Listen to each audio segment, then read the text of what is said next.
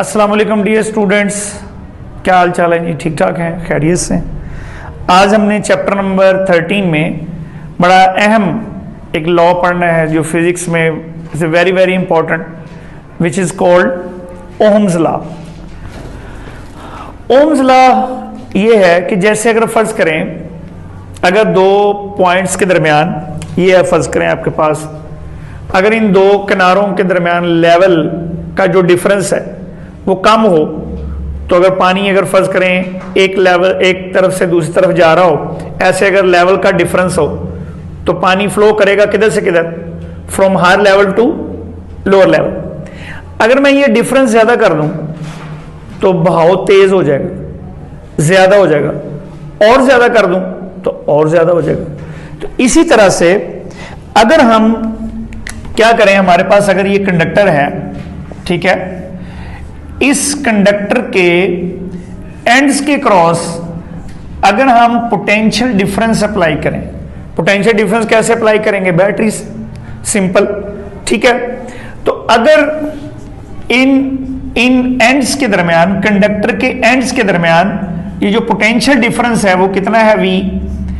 जितना ये potential difference ज्यादा होगा, यानी जितने वोल्ट की ज्यादा बैटरी होगी, यानी जितनी बड़ी बैटरी होगी, उतना इस कंडक्टर के एंड्स के क्रॉस पोटेंशियल डिफरेंस ज्यादा क्रिएट होगा, और जितना पोटेंशियल डिफरेंस ज्यादा क्रिएट होगा उतनी इस कंडक्टर में से गुजरने वाली करंट ज्यादा होगी। सो ओम्स लॉ ये है कि current passing through a conductor is directly proportional to the potential difference applied across the conductor provided there will be no change in the physical state of the conductor। तो इसको फिर क्या लिखेंगे? What is Ohm's law? the current passing through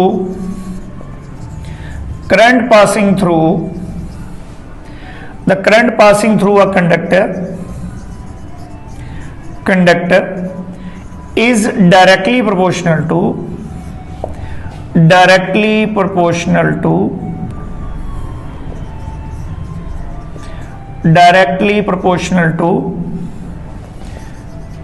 potential difference applied across the ends of the conductor, लेकिन एक साथ शर्त भी है, provided there will be no change in the physical state of the conductor. ये बताते हैं फिजिकल स्टेट से क्या मुराद। The current passing through a conductor is directly proportional to the potential difference applied across the ends of the conductor, provided there will be no change in the physical state of the conductor। ठीक है, यानी temperature वगैरह change ना हो। ठीक है, mathematically कैसे लिखेंगे? I is directly proportional to V। इसको हटाएंगे तो क्या लगाएंगे? कांस्टेंट लगाएंगे। कांस्टेंट यहां पर ये मैं लिखता हूं कांस्टेंट बेटा यहां पर ये है, कांस्टेंट यहां पर है कंडक्टेंस। कंडक्टेंस क्या होती है? किसी कंडक्टर की कंडक्ट करने की सलाहियत। कंडक्टेंस क्या है? किसी कंडक्टर की कंडक्ट करने की सलाहियत। अब ये जो कंडक्टेंस है ये रेजिस्टेंस का उलट है। रेजिस्टेंस का क्या है? उलट है, रेसिप्रोकल है। तो यहां पर जो कांस्टेंट है वो हमारा क्या है? कंडक्टेंस। तो कंडक्टेंस हमारे पास क्या होती है जी? 1/r। तो ओम्स लॉ के अंदर हम कांस्टेंट कह सकते हैं कि किसके बराबर है? 1/r। हमारे लिए ज्यादा आसानी है इस फार्मूले को लिखने में। क्या आसानी है जी? V is equal to IR। तो this is a mathematical formula for Ohm's law which is equal to V is equal to IR। V क्या है? The potential difference applied across the conductor। Ends of the conductor. I क्या है? Current passing through the conductor. और R क्या है? It is the resistance of the conductor.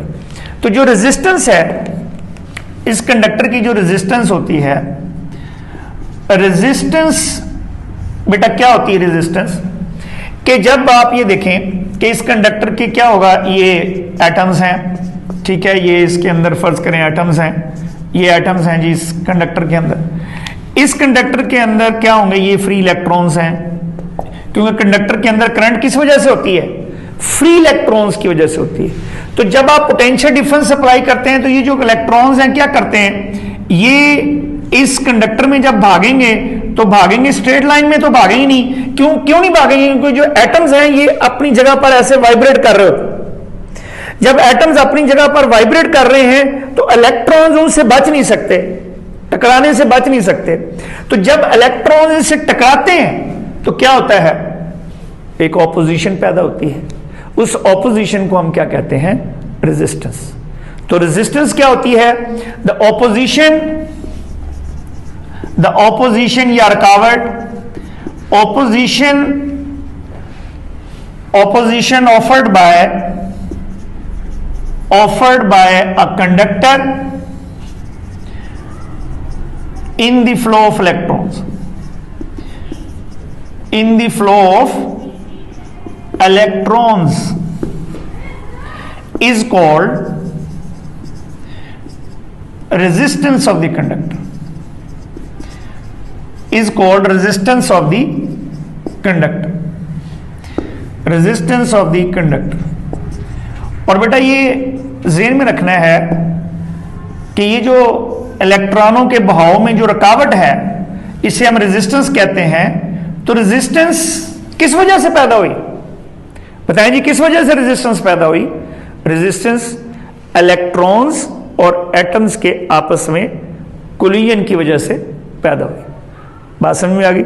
So resistance क्यों कर पैदा हुई जी? इसलिए पैदा होगी कि एटम जब वाइब्रेट कर रहे होते हैं और इलेक्ट्रॉन्स उनको उनमें से गुजरना है इलेक्ट्रॉन्स ने, तो इलेक्ट्रॉन्स क्या करेंगे? उनके साथ टकराएंगे। जितना कोलिजन ज्यादा होगा उतनी रेजिस्टेंस ज्यादा होगा। अब ये जो रेजिस्टेंस है ये आगे चल के हम देखेंगे कि किन किन फैक्टर्स पर ये डिपेंड करती है। ये इस पर भी डिपेंड करेगी कि तार जो है वो पतली है कि मोटी है। इस पर भी डिपेंड करेगी कि जो है वो मटेरियल कौन सा है, कॉपर है, सिल्वर है, आयरन है, इस पर भी डिपेंड करेगी। और इस पर के इस कंडक्टर की लेंथ कितनी है, इस पर भी डिपेंड करेगी। ये हम आगे चल के इस पर बात करेंगे, ठीक है। अभी आप ये देखें रेजिस्टेंस किसके इक्वल है? V ओवर I के इक्वल है। किसके इक्वल है बेटा? V ओवर I के इक्वल है।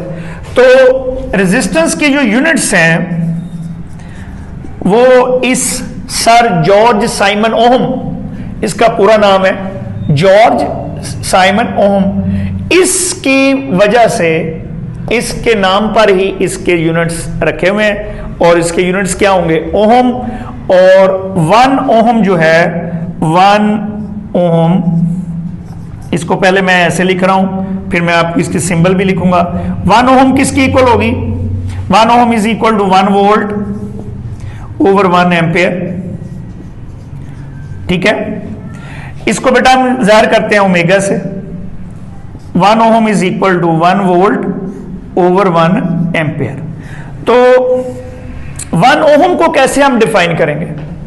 वैसे डिफाइन करेंगे कि अगर हम 1 वोल्ट की बैटरी यहां लगा दें, ठीक, कितने वोल्ट की बैटरी लगा देंगे? 1 वोल्ट की। क्या मतलब है? या अगर अच्छे अल्फाज में बयान करना चाहें तो क्या है कि अगर हम इस कंडक्टर के एंड्स के cross 1 volt potential difference apply करें तो उसके नतीजे में क्या हो कि 1 एम्पीयर करंट पास करे इस कंडक्टर में से, तो तब हम कह सकते हैं कि इस कंडक्टर की जो रेजिस्टेंस है वो कितनी होगी? 1 ओम। तो कैसे बयान करोगे? The resistance of the conductor is said to be 1 ohm if we apply 1 volt potential difference across the ends of the conductor and 1 ampere current passes through it। तो लिखना चाहते हैं तो लिख भी लें, कोई मसला नहीं है, लिख लें जी। The resistance of the conductor resistance of a conductor resistance of a conductor is said to be 1 ohm is said to be 1 ohm if under the potential difference of if 1 volt potential difference, if 1 volt potential difference is applied across the conductor and 1 ampere current passes through it. 1 ampere current passes through it. ठीक है जी। और 1 ओम किसके बराबर होगा? 1 volt per ampere. अच्छा, अब इससे जरा थोड़ा सा आगे चलते हैं। अभी मैंने कहा कि जो कंडक्टेंस होती है वो क्या होती है? रेजिस्टेंस का उलट होती है। क्या होती है जी? रेजिस्टेंस का उलट। तो कंडक्टेंस क्या होती है? देखो, किसी मटेरियल की रेजिस्ट करने की जो सलाहियत है दैट इज कॉल्ड रेजिस्टेंस, और इसका उलट क्या है? जितनी रेजिस्ट करने की सलाहियत ज्यादा होगी, इसका मतलब है कंडक्ट करने की सलाहियत कम होगी। तो कंडक्टेंस को हम क्या लिख सकते हैं? द रेसिप्रोकल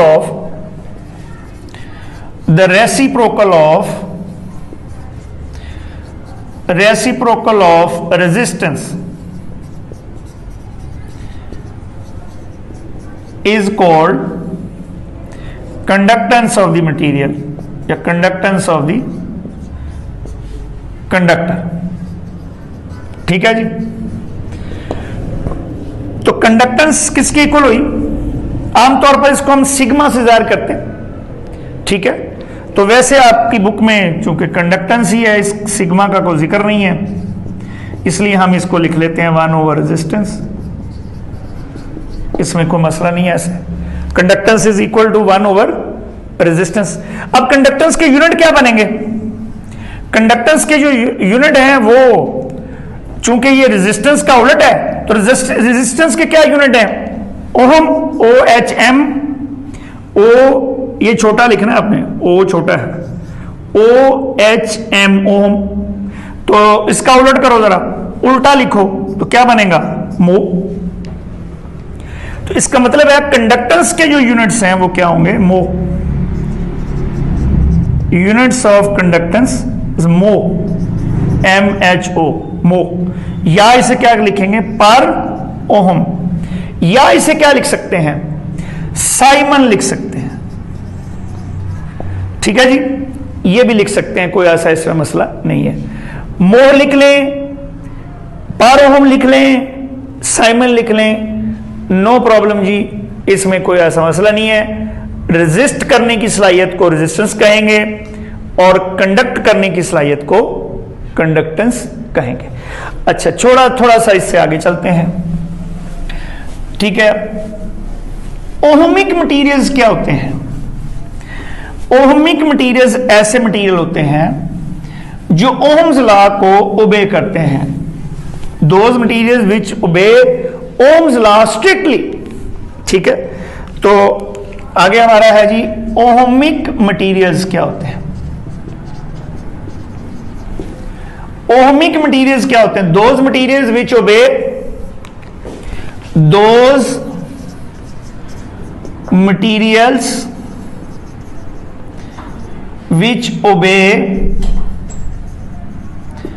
ओहम्स लॉ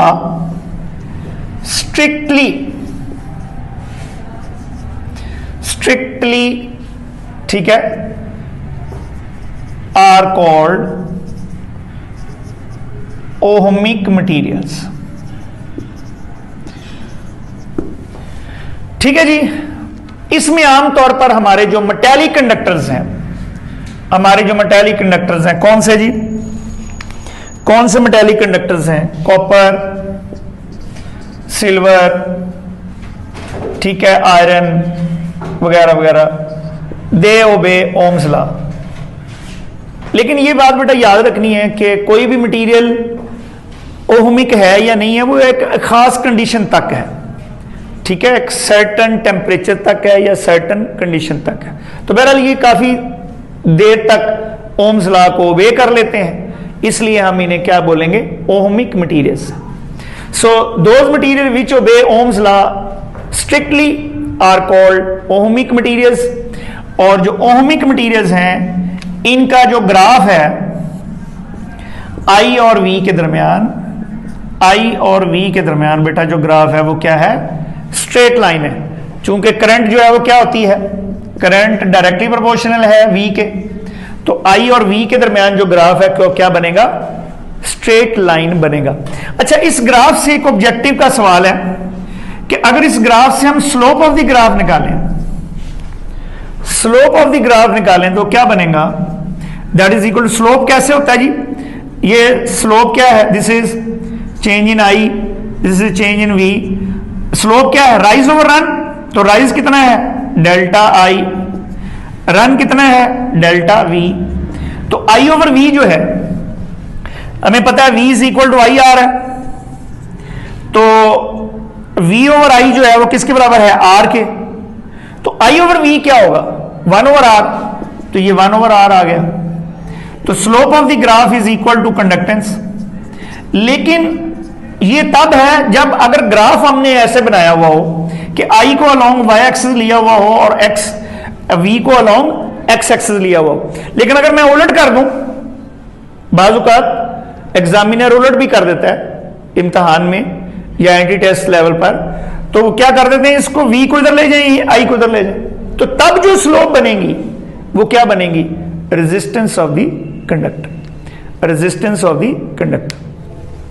तो इस सूरत में ये जो स्लोप है वो क्या बनेगी जी, स्लोप बेटा क्या बनेगी, slope is equal to conductance. अब अगर ये ऐसे कर दें, चलें एक और सवाल पूछ दें, ये एक कंडक्टर है, ये दूसरा कंडक्टर है, इन दोनों कंडक्टर्स में से कंडक्टेंस किसकी ज्यादा है, बताएं जी, जिसकी स्लोप ज्यादा है, स्लोप, या रेजिस्टेंस किसकी ज्यादा है, जिसकी स्लोप कम है, क्योंकि रेसिप्रोकल है ना, जिसकी स्लोप कम है। तो इस तरह से सवाल आ सकता है। वैसे जो ओहमिक मटीरियल्स हैं उनमें आई और वी के दरमियान जो ग्राफ है वो कैसा बनता है, स्ट्रेट लाइन बनता है। ठीक है जी। तो नॉन ओहमिक मटीरियल्स क्या होंगे, ऐसे मटीरियल जो ओम्स लॉ को ओबे नहीं करते। ठीक है जी। Non ohmic materials, non ohmic materials,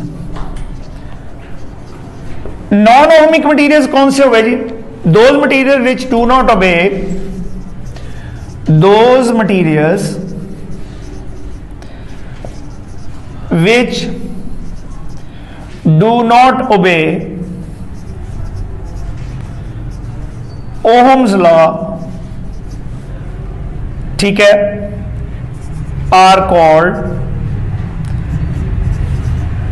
non ohmic materials,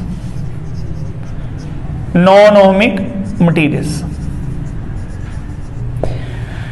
इसमें नॉन ओहमिक मटीरियल्स में सबसे पहले एक आती है जी हमारी सेमीकंडक्टर डायोड, या टंगस्टन फिलामेंट भी कह सकते हैं।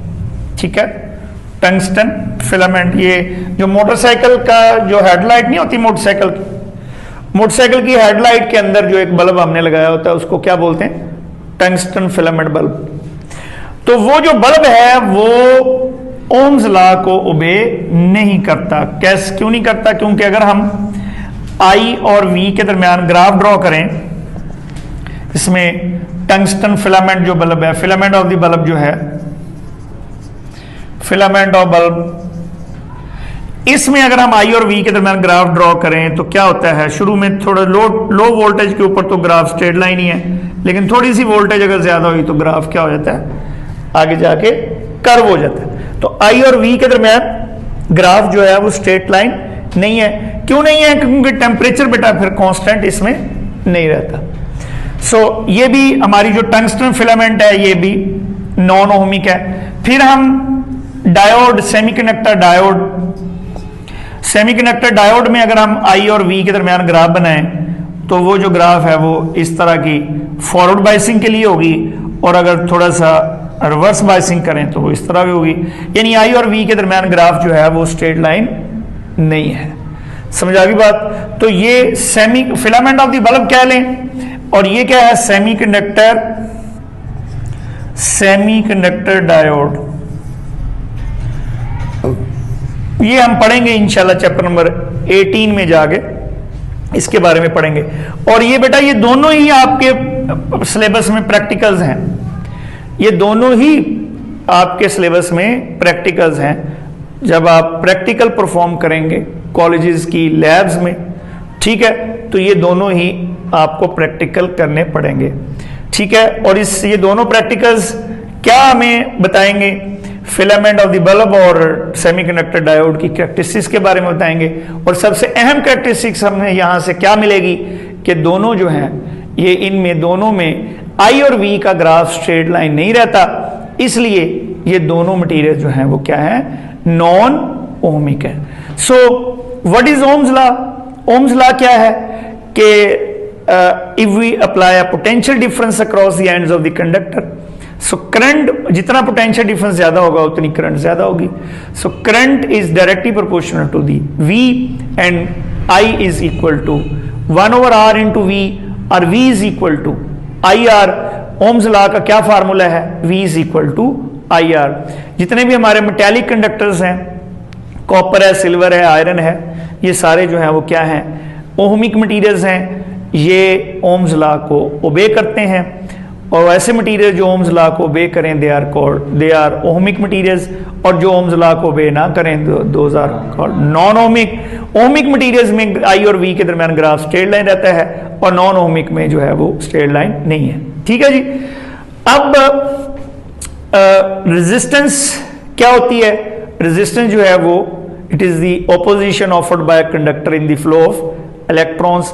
और जितनी किसी कंडक्टर की रेजिस्टेंस ज्यादा होगी, इसका मतलब है कि उसकी कंडक्ट करने की सलाहियत जो है वो उतनी कम होगी, ठीक है जी। तो रेजिस्टेंस जो है वो किसी मटेरियल में क्यों पैदा होती है? एटम्स और इलेक्ट्रॉन्स के आपस में कोलिजन की वजह से होती है। तो हर मटेरियल की अपनी रेजिस्टेंस होती है। क्यों अपनी रेजिस्टेंस होती है जी? क्योंकि हर एक मटेरियल का इंटरनल स्ट्रक्चर डिफरेंट होता है, ठीक है जी। एटम्स के दरमियान फासला डिफरेंट है, कॉपर के एटम्स के दरमियान फासला और है, आयरन के एटम्स के दरमियान फासला और है। तो इसलिए जब इलेक्ट्रॉन्स उन एटमों के साथ उनके जो फासले अगर डिफरेंट है तो उनका टकराने के मामला भी फिर डिफरेंट होंगे। कंडक्टर रेजिस्टेंस का जो उलट है वो क्या होती है? रेजिस्टेंस रेजिस्टेंस का उलट क्या होगी? कंडक्टेंस। तो रेजिस्टेंस के यूनिट्स क्या होंगे जी? ओहम। 1 ओहम किसकी इक्वल है? 1 वोल्ट पर एम्पेयर, ठीक है जी। आज तक के लिए इतना ही। इंशाल्लाह नेक्स्ट लेक्चर तक के लिए इजाजत दीजिए।